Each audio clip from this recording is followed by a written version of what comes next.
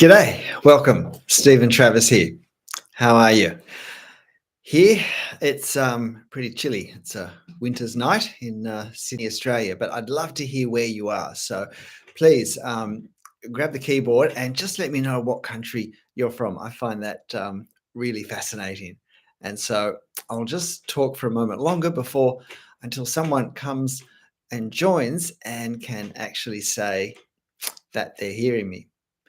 But tonight, I wanted to focus on um, 12, 12, 12 strategies that I think will maximize 12 strategies that I think will maximize our artistic development as opposed to our drawing improvement. And while there is a lot of overlap there, I think there are some differences with that as well. Let me just play around with this light. It's a bit annoying in my eyes. That's better.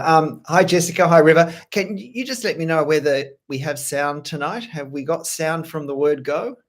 Can someone just type in and tell me, just so that I can stop thinking about that and get on with our first point? Excellent. Thank you. Thank you, everyone. All right. So 12 tips to maximize our artistic development. And I use the word artistic because I didn't want to keep it too narrow, not just to do with drawing. But the first one is that I think we have to have a focus on creative thinking. The source of all of our artistic development is going to come from our mind. It's going to be um, it's going to be sort of the way our brain makes connections and works things out and sees things and decides how to translate whatever we're seeing or whatever concepts we're imagining into whatever media we want to use to look like whatever this concept we have or what in front of us is. It's a creative process. We can't put the brush on the canvas until we know what color we want, till we know where we want to put it. We can't lay the chisel against the timber till we know how we're wanting to take a piece off. We can't put the pen or the pencil on the paper before we know what exactly we're wanting to draw and how we're going to draw it. And I think one of the biggest problems I see with drawings is that it simply looks like the pen has been on the paper too quickly, and adequate creative thought hasn't happened, hasn't taken place. So that's the first of my 12 points, that if we really want to go as far as we can in our sorry, it's just very cold here, in our artistic development, then we need to be training our mind to think creatively, and we need to understand that it's from our mind and from its thinking that everything is going to flow. And so it's not a step we should sort of underestimate or rush through. Take time to think. Take time to think, what am I wanting to do right now in this artwork with these pens or these brushes? How am I going to create the effect? How am I going to create the effect that I want to create? And really give time to, in our mind, exploring the possibilities. G'day, everyone. Great to hear you. Great to see you there. Um, it's one thing to have a reference photo. It's one thing to have a scene in front of us or an idea in our head, but how do we put that onto our canvas, onto our paper? I spent years, decades, as some of you know, looking at tree canopies as I sat in bumper to bumper traffic, commuting to and from work, thinking, how would I put this on canvas with paint, with oil paint? And although I did no actual art at all in those decades, what I realized afterwards is that I developed a lot of the creative thinking that I then used when finally I got to paint things such as the big tree behind me. And so it was that creative thinking was a far more important stage. I actually didn't realize that I'd, in a sense, started my artistic development in just thinking, How would I do this? How will I do this? And I think whatever media we use, it's a great thing to be just mulling over in our head in day-to-day life. If I'm in the supermarket queue and I'm looking at the checkout in front, thinking, how would I draw this? How would I capture? How would I hatch this? Which details would I put in? Which details would I leave out? Anything that develops our creative thinking is certainly going to be helpful in developing our artistic development, because that creative thinking is the start. There is no quick hack, tip, shortcut. I mean, I even use those words sometimes myself in my thumbnails because I do want people to click on them. But the truth is that um, the truth is that we. Sorry, every now and then I look at a comment that's coming through and then I lose track of what I'm thinking. Um, yeah, there are no quick shortcuts because there's no way of shortcutting training our mind to think creatively. Putting green, yeah, no, the green tape, the green tape is not one of my tips. Okay, so that's the first one. Focus on our creative thinking and realize the importance. It's the starting point. It's the genesis of everything that happens in our artistic development. If we can't think creatively, we don't have a starting point for our creativity. The second point is focus on careful observation. And, again, this is something I say over and over again, simply because it's true and simply because a lot of work I see seems to indicate that the person hasn't realized how important it is. They think they've seen enough to draw their reference, but the fact that their drawing looks the way it does tells me that they hadn't actually seen whatever key information they needed to see to put the lines in the correct places. And so focus on careful observation in whatever we're doing. Again, whatever media, it's not just observing our reference carefully, but it's also observing our work in progress carefully as well. And particularly, it's standing back and getting a different perspective. And I think that's especially important if we're working on a large piece that we really can't see all at once. And when I was doing these larger canvases, when I was painting some years back, it was very important then to keep standing back and to get the bigger picture, because otherwise I could almost paint a little picture within my bigger picture that didn't then match the bigger picture. We need to observe carefully.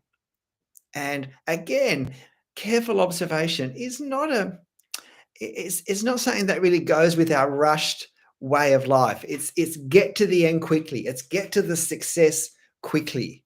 The journey is just an annoying kind of necessity to get to the place where we have the artwork and we can post it on social media. And no, before we put pen on paper, we have to observe carefully. We can't draw what we haven't seen.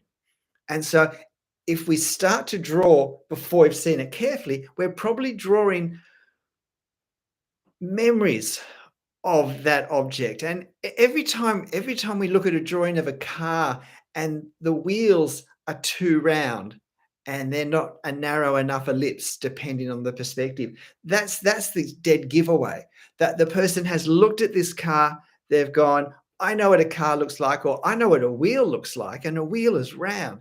And instead of looking to see what shape does the perspective on this vehicle give to the wheel, they're thinking, I know, yes, I've got that. And they'll draw a circle that may not be a perfect circle, but it's way too much of a circle for how it should be. So, these things are dead giveaways that even though if someone said you need to look carefully, they'd say, of course I do. Of course I do. The drawing shows that they're not.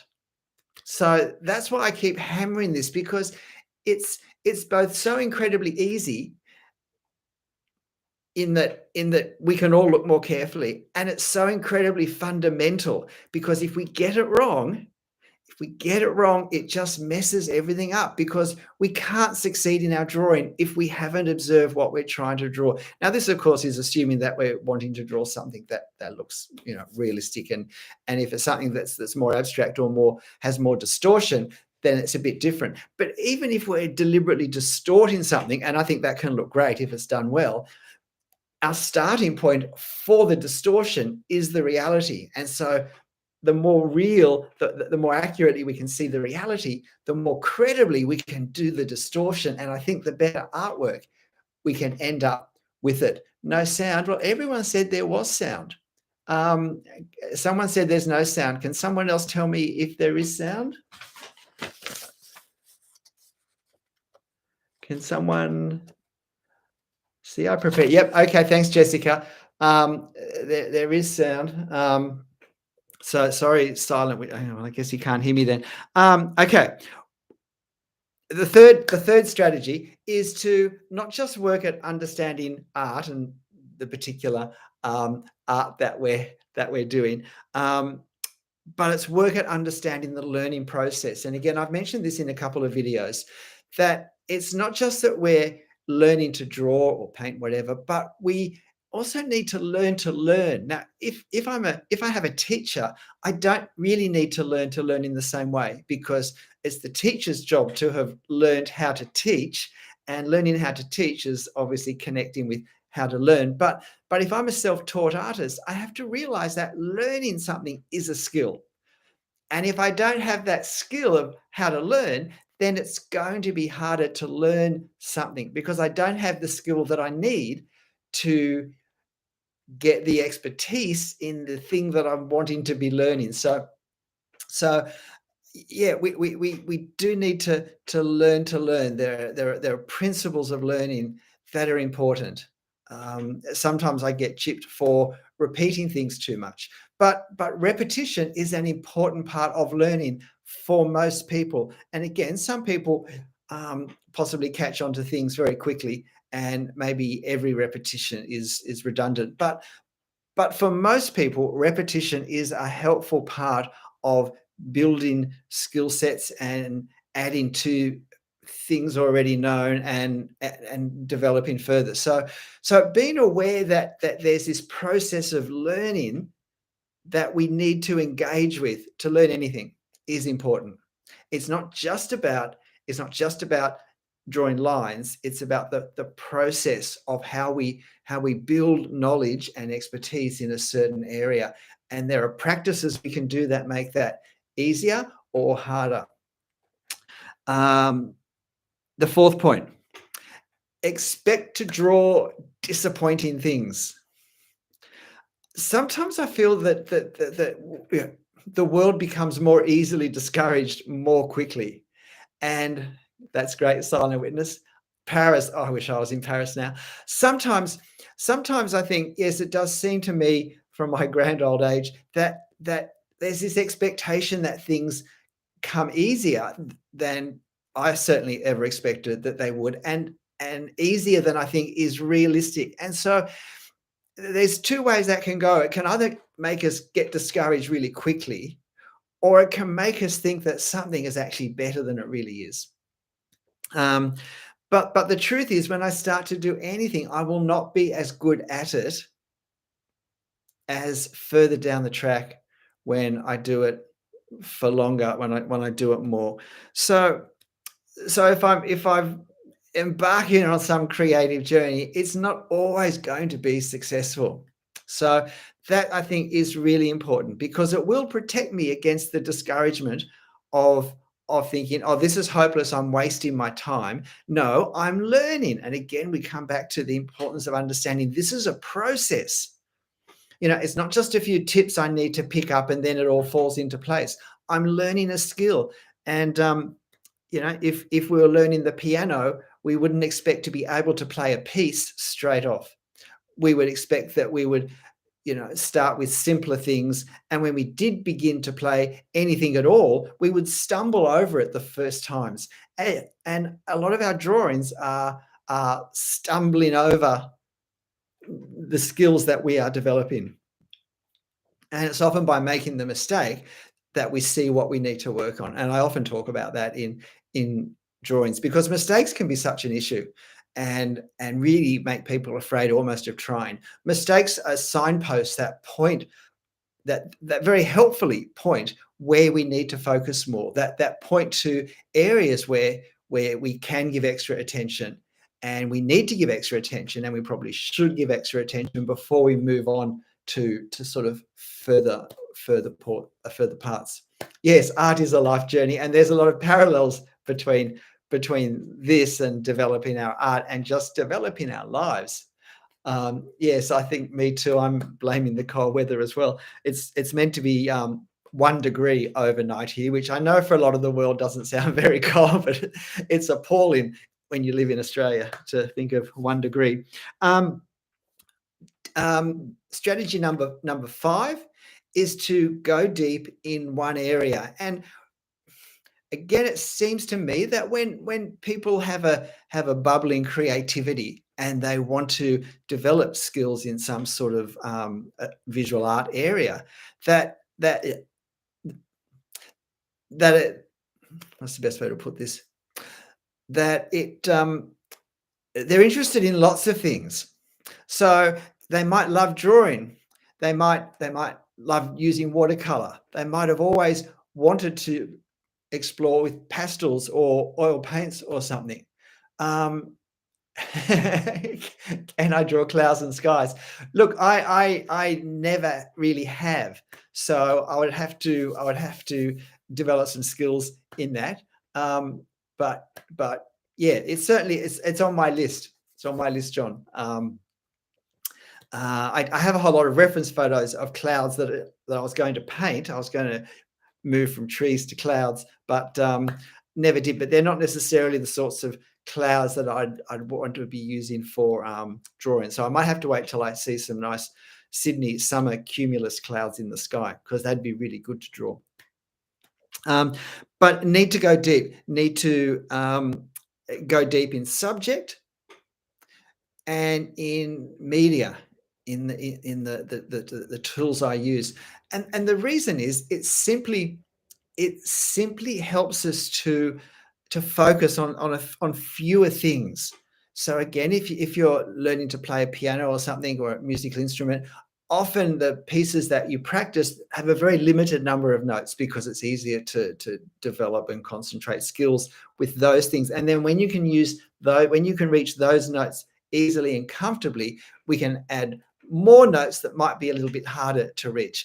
It's the same with having similar subjects. We get our mind around one set of problems, if you like. So if, such as I did, if you want to start with architecture, then we have to learn to deal with perspective. We have to learn to deal with the sorts of objects, motifs that come up. Corinthian columns, how am I going to draw those? The sculptures that appear in pediments, how do we get windows straight? I mean, there are all these issues that that that we need to deal with if we draw architecture all the time, or streetscapes. How do we deal with all the objects in front of each other at street level and whatnot? Now, I never need to deal with those if I do portraiture, but if I do portraiture, I have to deal with a lot of other things. How do I draw hair? How do I do glasses with reflections? Um, how do I get the eyes straight? How do I get the eyeballs lined up? And just the challenge of the fact that we know what heads, what faces look like so precisely because we look at them our whole lives from our earliest moments.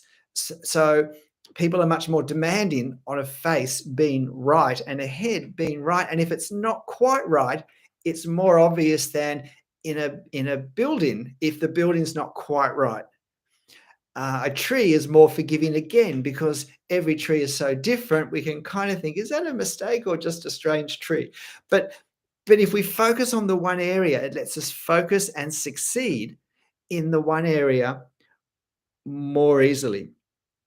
And what happens when we focus on one area is we go deep in our skill levels. G'day, Amy. Great, you can join us. We go deep in our skill level.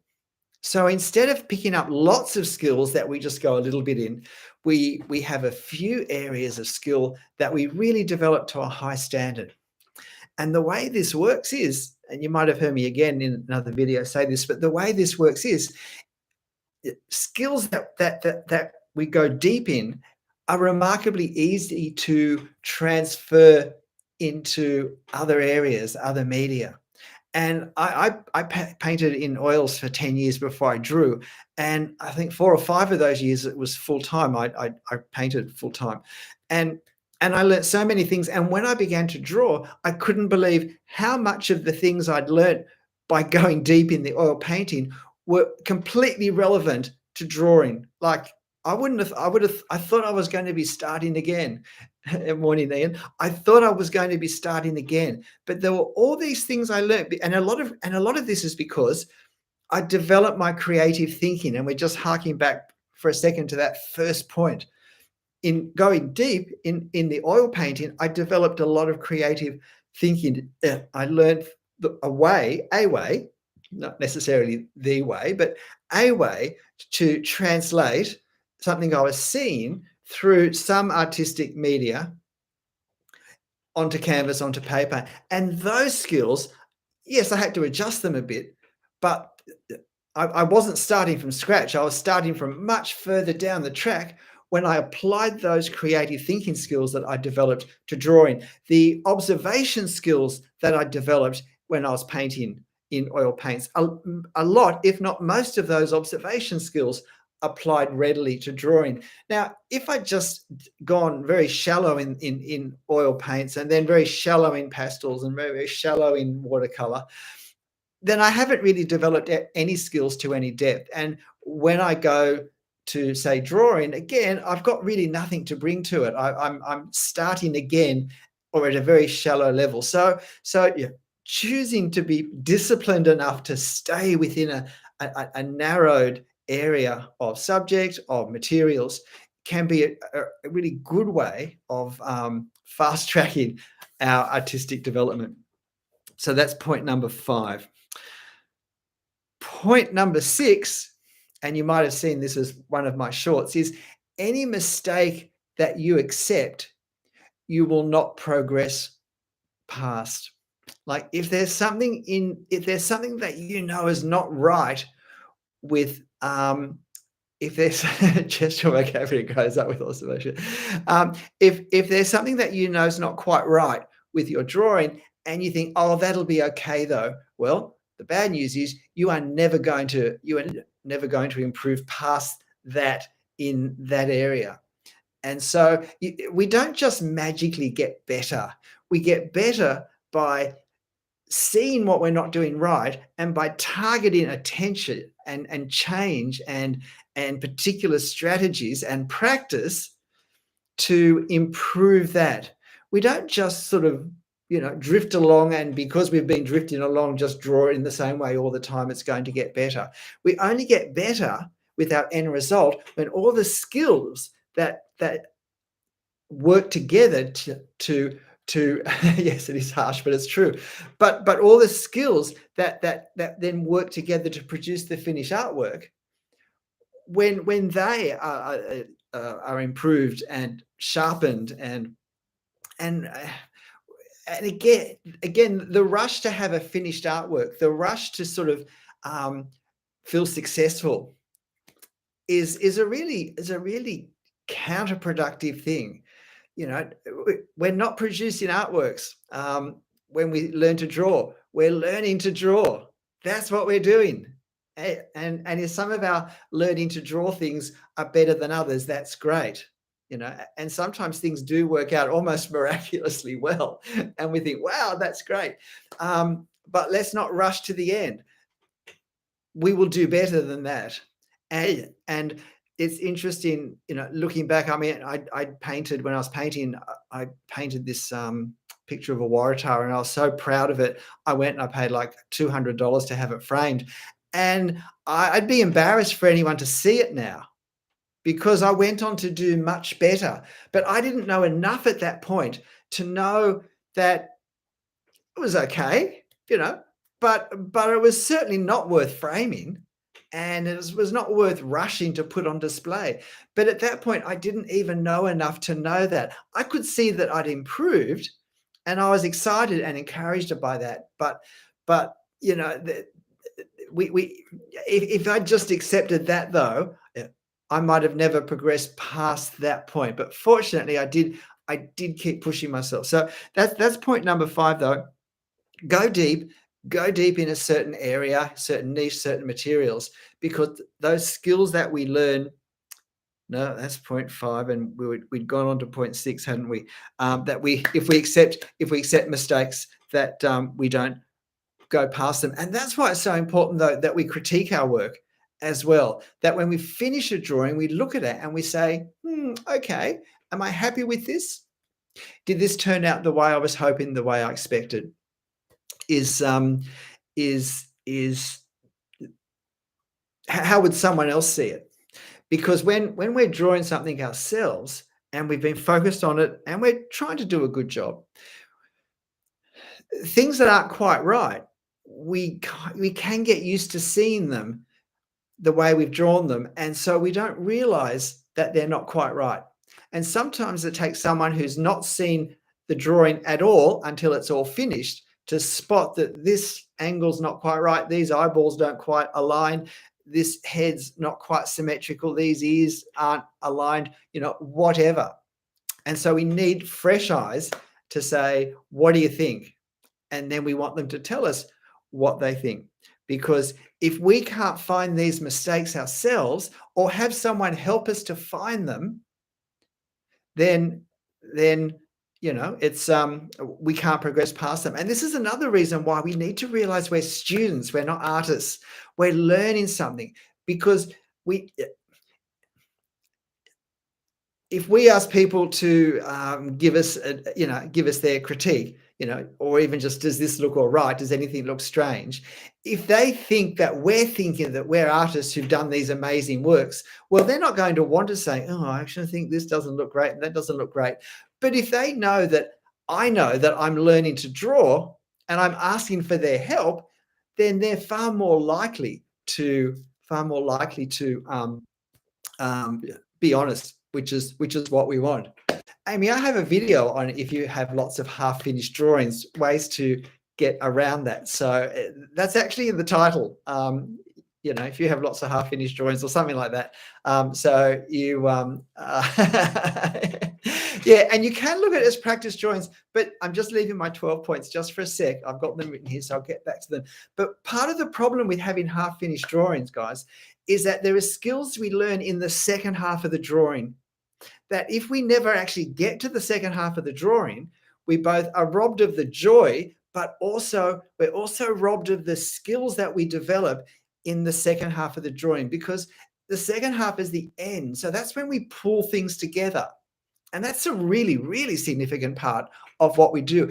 It's where we integrate all the various parts that may not quite have been integrated. It's where, if we spot mistakes, we work out, okay, can I mitigate this mistake somehow? And these are things that we don't need to do so much in the first half of the drawing. So it is really important if you don't always go through the end of the drawing, that you actually make that effort too, because it's very important for learning, for the full spectrum, because we don't want to become good at drawing half a drawing. So, and we want to develop all our skills in a rounded way at the same time. We want a consistency in all the marks that we make throughout the life of the drawing of the artwork. So we do want to actually finish our drawings. And look, it may be that we're not finishing our drawings simply because we take too long, we're too slow, and so we need to draw faster. So we either need to choose subjects and topics and sizes that let us complete faster, so that we do get that finished. Yep, and that's great. Okay, number 7. is that we need to see drawing as practice, not as producing artworks. We need to think of it as practicing the piano, practicing a musical instrument. Um, and not think that every time I sit down to draw, I'm going to have an artwork.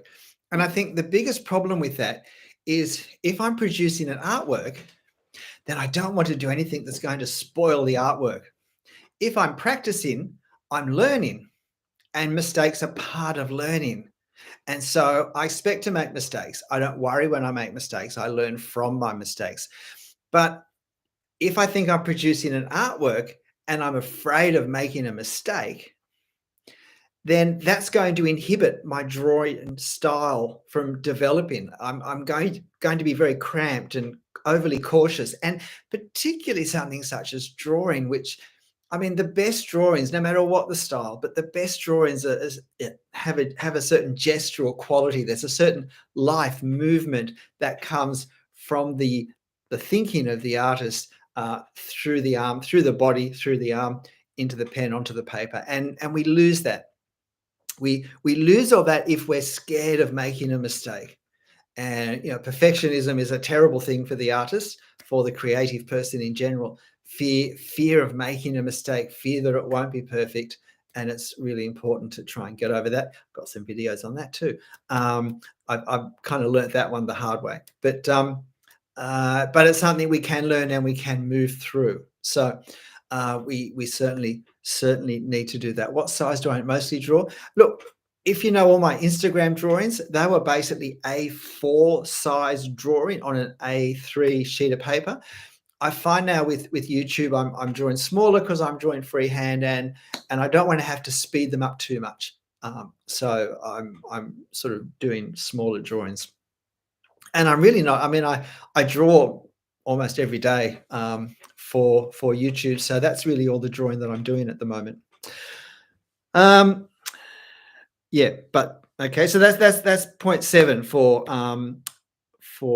maximizing our artistic development. See drawing as practice, not as producing artworks. And as part of that, therefore, more frequent sessions of practice always work better. More frequent, and if that means shorter and more frequent, then do that. We learn so much more by drawing for 10 minutes 5 times a week than drawing 50 minutes once a week. Like it's just the way it works. That something we're doing more frequently, even if it's for a significantly shorter time, somehow builds improvement faster. Number 8, and you'll really have heard this before if you've watched almost anything of me, and you've probably been waiting for it if you have seen a few of my things. But if we want to maximize our artistic development, then we shouldn't copy the work of other artists. Simply because, I mean, quite apart from copyright issues and whatnot, but simply because unless we want to develop the skill of copying, because if we want to develop the skill of copying, then copying other people's work is fine. That will get us there. But if we want to learn to draw ourselves, then what we have to do is we have to learn to develop creative thinking in our mind that we then combine with careful observation to work out what marks do I want to use and where do I need to put them on the paper. And when I copy someone else's drawing, that artist has already done that. They've worked out with their creative thinking, what marks do I need to put? Where do I need to put them? They've observed their reference, they've observed their drawing, and they've taken the risk and made the commitment. And as I copy their drawing, all I have to do is just copy that sort of mechanical last stage of that. I haven't developed any of that. And that's why so often I hear people say, look, I've done some really amazing drawings when I've copied some other people's drawings, but then when I go to do my own, I don't know where to start. And it's because they've, in copying the work of other artists, they've not developed the creative thought processes necessary. And it's so tempting to do it because, see, this is where it comes back to this understanding this is a learning process and I'm not producing artworks. Because when I copy the artwork of someone else, it's much, much, much easier to get a nice looking drawing. And if my focus is on having a nice looking drawing that I can frame and post on social media and show people and say, yes, I'm an artist, rather than learning to draw, then it's going to be very tempting to take the shortcut. And this really is a shortcut of copying another artist's work. But if it's like going down a dead end street, it doesn't mean I can't learn to draw, but I've got to backtrack and get back onto the path where I will develop those skills myself. Hey, yeah, excellent, excellent, Isaby, 72 and a sketching habit. That's fantastic. Yep, that's great too, Kerry. Doing some drawing. And look, drawing is just so accessible and it's so mobile. We can take it with us so easily. All right. Point number 9 on maximizing our artistic development is we need to choose our teachers carefully. We need to choose our teachers carefully. And I'm talking to on YouTube. And so I'm assuming that most of us at this point watching this are self-taught artists on a self-teaching journey. And so we find YouTube videos to watch.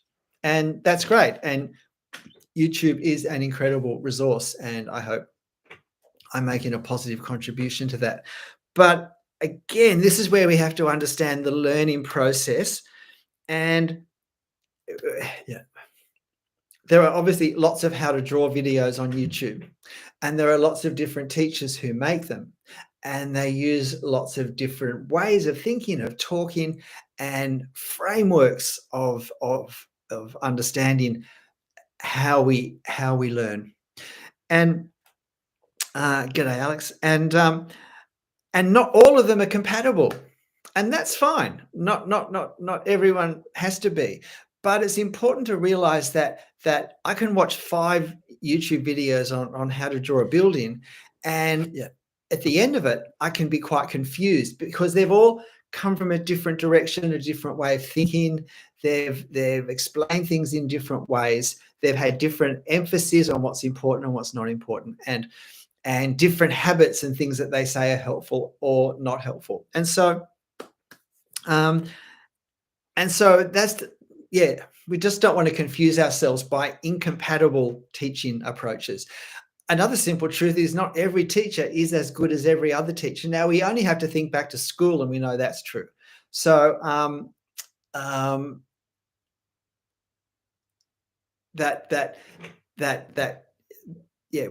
we know from school we had teachers who were good and we had teachers who we enjoyed, but they weren't actually that good at helping us learn our subject. I mean, I remember the subjects where friends in other classes had teachers that were fairly boring, but they did much better in exams because they weren't so exciting, but they were good teachers and they knew their work better, and equipping the students was happening more in that class than the class that I might have been in with a more fun teacher. So there's that too. And I mean, look, hey, I might want to watch videos partly for entertainment, or as much for entertainment, even more for entertainment really than for the actual drawing skills.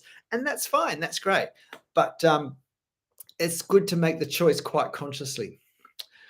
So and some teaching may not be relevant. And look, if you've seen some of my videos on perspective, you might have heard some of the more recent ones, where I've talked about the fact that so many perspective videos are actually unhelpful because they're designed for architects, and they're designed for architects, not for artists. And so they don't teach what artists need to learn. They don't address the question. They don't address the questions that come up for artists, and they don't tell us that they haven't done that. I'm sure because the person who made the video doesn't even realize that they haven't done that. And so, then I go away thinking I'm the problem. I go away thinking I can't understand perspective. It's this really hard thing that I'm not clever enough to understand, and I won't be able to draw buildings because I don't understand it.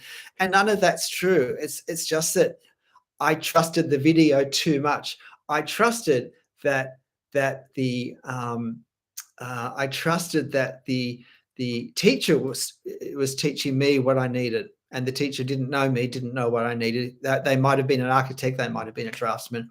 Oh, thanks, Sarah said. I teach it from the student's perspective. Well, I suppose I teach it from my experience of learning, and because my drawing journey is all very recent. It's all in the last 5 years. It is still all very fresh. But I was once a high school teacher, so I not art, but I do know how to teach and I do know how to learn, and I think that's been tremendously helpful as well. Oh, that's great, diploma. Okay, and so point number 10 is a bit related to that, and that's to limit the number of teachers that you get taught by, or at least get taught the one subject by, because that makes it easier to choose a range of teachers who in some way are compatible, who in some way work together. They may have different strengths, they may have different expertise. You might have one teacher for pen and one for pencil and one for watercolor, whatever. You might have one or two for each of those, but you can choose them more carefully, and really and you can also assess them too, and you can work out who are the best ones, and by best I mean best for me. Who are the ones where their thinking, their talking connects. I never mind if people don't like my videos, and I never mind if they don't like the way I teach or think I take too long to say things or whatever, because all that says to me is there is a better teacher for you somewhere else who's not me, and that the way I teach will be better for someone else, and so that's fine. And so that's the way I think as a teacher, as a presenter. But as a student, of course, I'm making that choice. I'm thinking, well, yeah, it's not up to me to change the lesson, but I need to find the lessons that suit me, that suit the way I learn, the way I think, the things I'm needing to learn, the level of skill development I have right now. Yep. So that's that one. So limit the number of teachers. There's a reason why schools try and give you the one teacher for the one subject, because it certainly causes less confusion and tightens and improves that learning process. Last 2 points. Point number 11. Try and connect with other local artists. Now, particularly in the YouTube world, this can be very much something I do myself, but there's a point where I think it is really helpful to have flesh and blood contact with people who are going through the same struggles and joys, people who are having the same experiences. Yes, okay, silent witness. Yeah, I know. I was a bit tongue in cheek, but I think it's important. Yeah,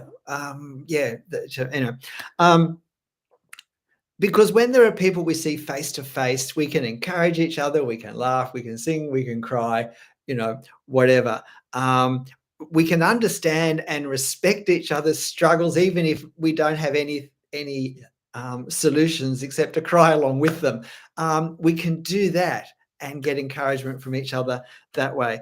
And we can show and read and perform and play our things. I'm actually in a creative group that meets once a month, and have I met? Yeah, no, I'm in a creative group that meets once a month, and it's creative in the broadest possible sense, and anyone can just turn up. I mean, it's not like you've got to prove you're an artist in some way, but we have people there who are visual artists like myself, people who paint and draw. We have a guy who makes sculptures with metal. We have people who cook, we have bread maker, we have musicians, we have composers, people who write poetry, people who write novels. And it's not a huge group, and all of those arts aren't necessarily represented on any one night. But when we get together, it's just a really fun time, and we lead each other. Some person will lead the group in doing something that's connected with their specialty.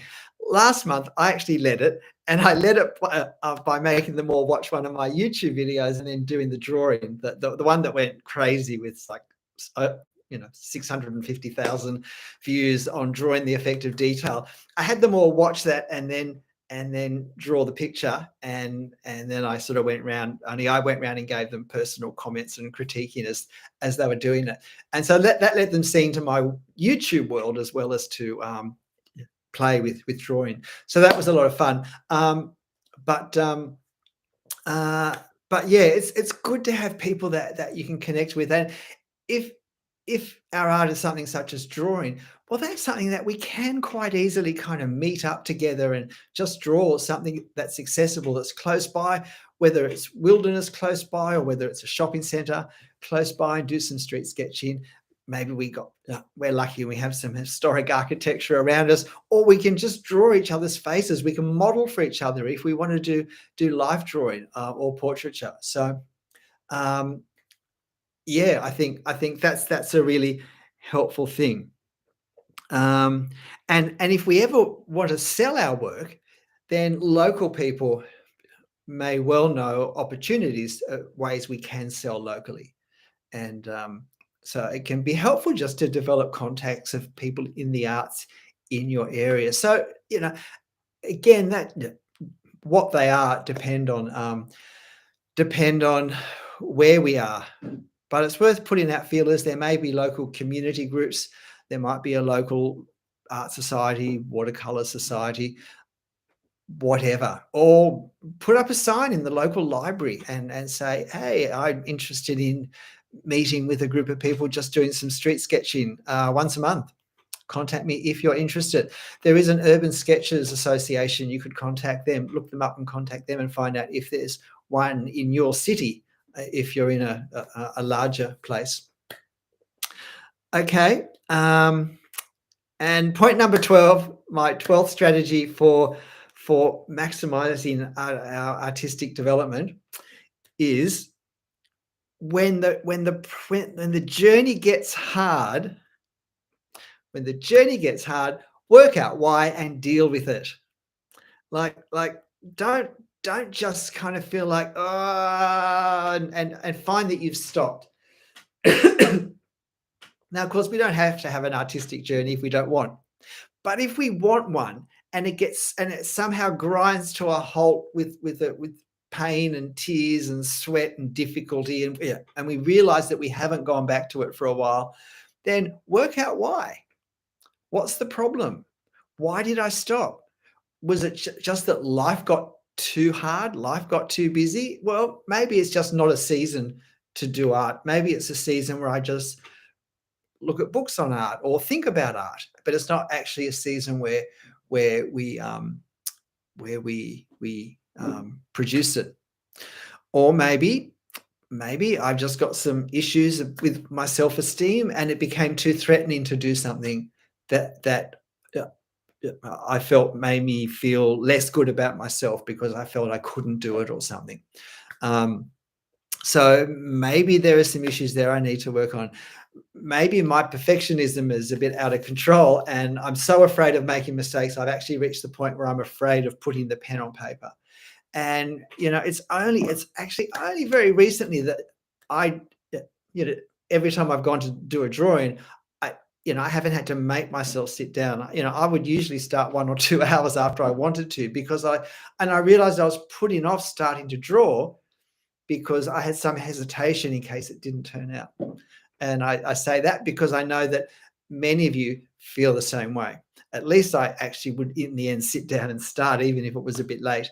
But it can be really hard. But if I understand it and actually sort of speak it out loud to myself, okay, this is the problem. It sounds really stupid when I put it into practice.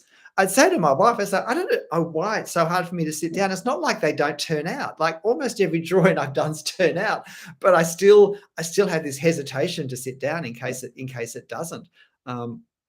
So, if it gets hard, we need to work out why, and then work it out. If I'm just too tired, I need to get more sleep so that I've got more energy. Yeah, all of those things. So I'll just read down the list in case you missed some of the early ones.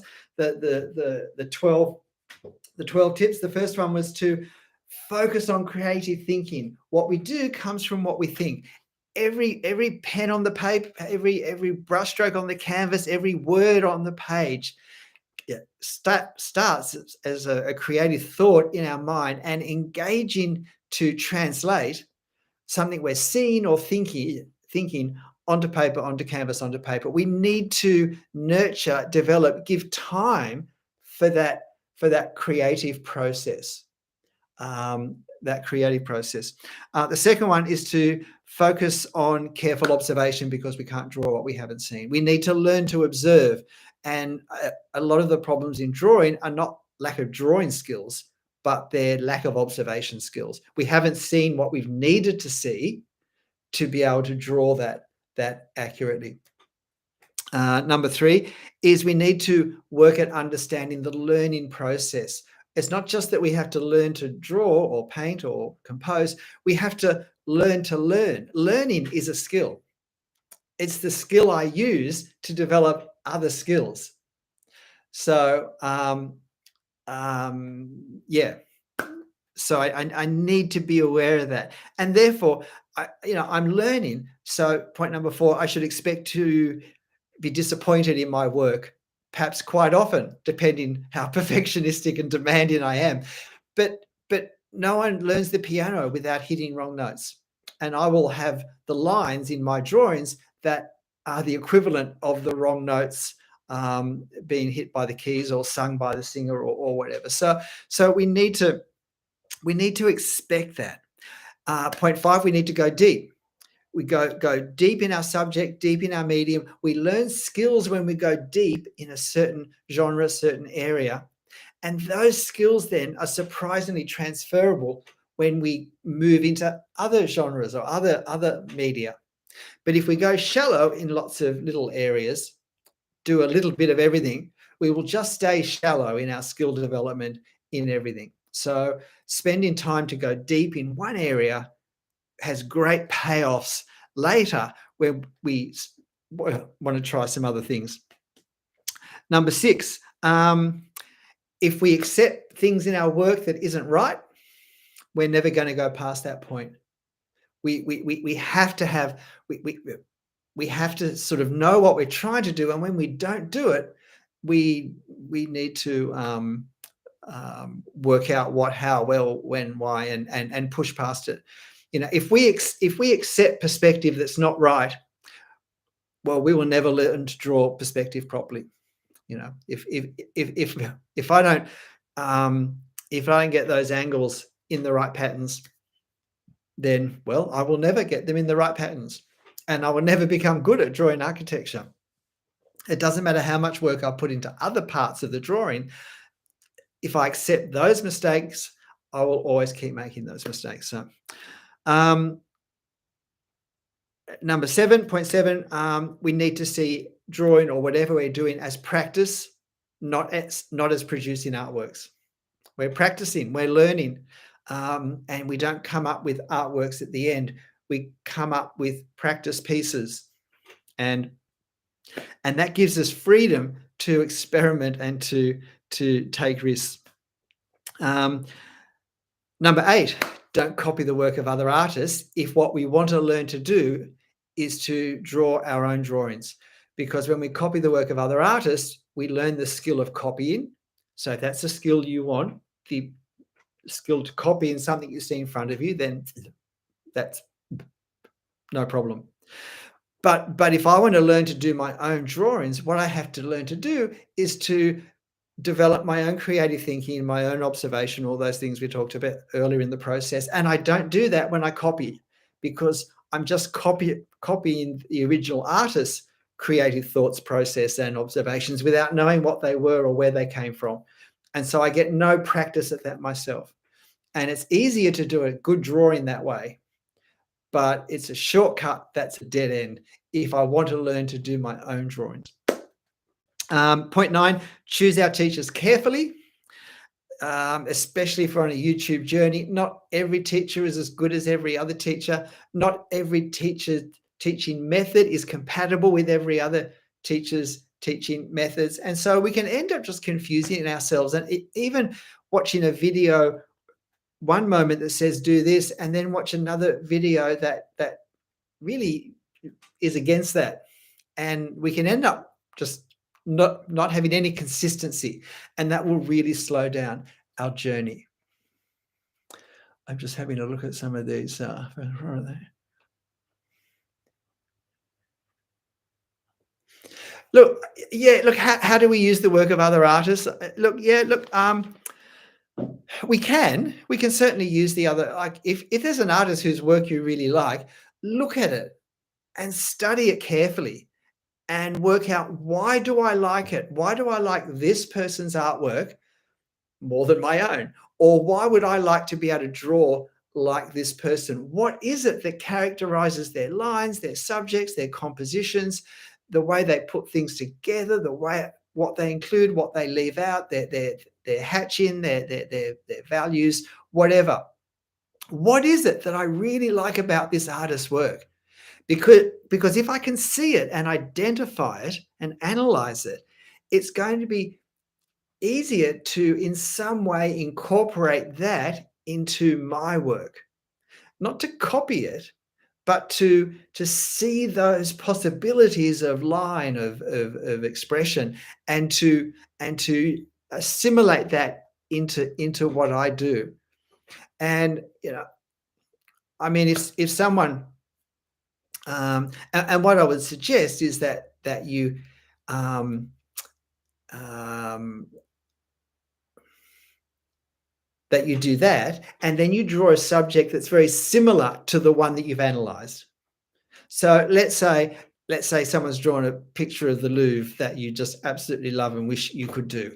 Then examine it, analyze it, work out all those things, and then get another photo of the Louvre and you draw that, so that you're not tempted to copy what the other artist has done, but you have an opportunity to assimilate that into your thinking. See, their work through my mind with the reference as well as their work, it becomes part of my creative process. And so I assimilate it, I use it, I pull it apart, I put this here, put that there. I create something that then, through my observation, and then my artwork, my pen work, I put on the paper. So that's the way to do it. I think that's the way to use the work of artists who inspire us. Um, yep. I realized that, Ian, copying the work of the masters was a traditional way to learn. And look, there can be some benefit from that, I think, for people who are well down the path of their own art development. But it wasn't the way they started from day one. And it certainly wasn't the way they started when they didn't have a in the flesh teacher. And I think these, it wasn't the same as a YouTuber, as someone watching YouTube, just copying the work of someone else, where there's no face-to-face interaction. I think for most of us, it really won't get us to that point. Far more common is the comments I get from people saying, I can do a really nice drawing when I copy another artist's work, but I don't even know where to start with my own, because they've not learned what they need to learn to do that creative translation of life onto paper. Yeah, you see, and that I think that's the difference. That's the difference. Point 10, limit the number of teachers. There's a reason why at school that they used to try and give you one teacher for one subject. 11, try and connect with other local artists for encouragement and for ideas and for opportunities. Local people know local opportunities. There may be markets that are accessible in your local area that you don't particularly know about. There may be shops that take work on consignment, and so forth. There may be groups that meet. There may be teachers that come and give lessons that are affordable. So, and then the last point 12, when it gets hard, when the artistic development journey gets hard, well, work out, why is it hard? Why am I struggling right now? it may be something that's nothing to do with art. I maybe don't get enough sleep, or I've just got too many things happening in my life, in my family, and maybe it's time for a season away from drawing where I just think about it every day, but I don't actually do it.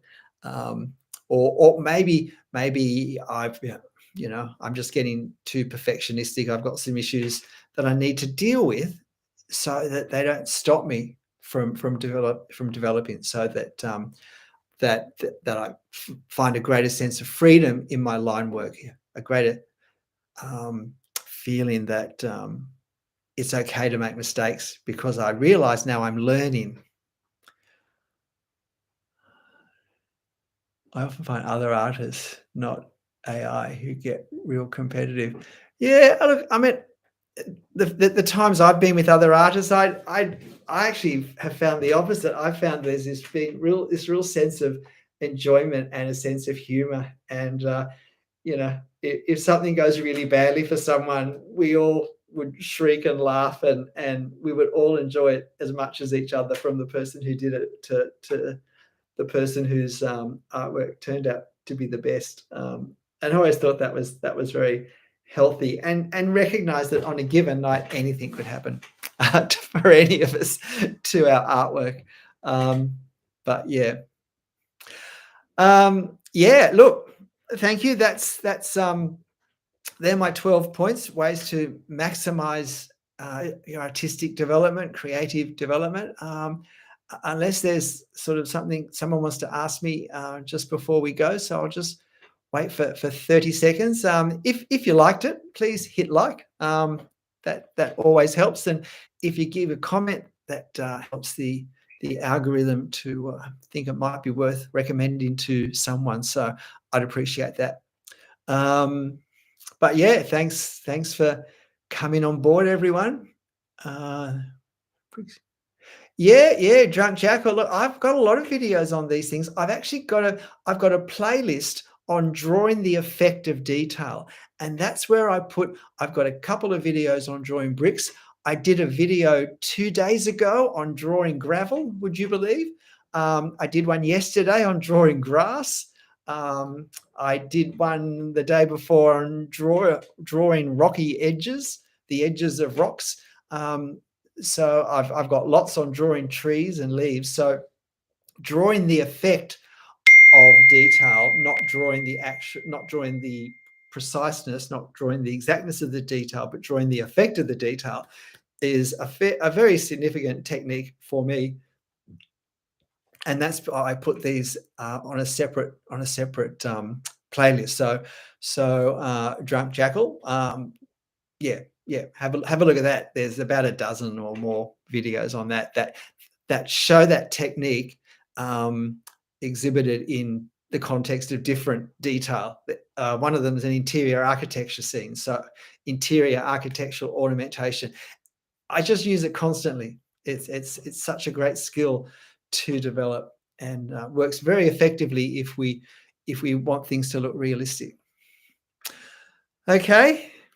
All right. Well, thanks everyone. I'm going to end this. So, uh, yes, that was me digging. So I'm sorry, I'm on my wife's laptop, and some of her messages were coming through in the top corner. So, thanks for joining. And look, whatever you're doing and however you're doing it, just make sure you have fun, because if we enjoy it, that's most of the battle. So take care, and I'll see you next time. Bye.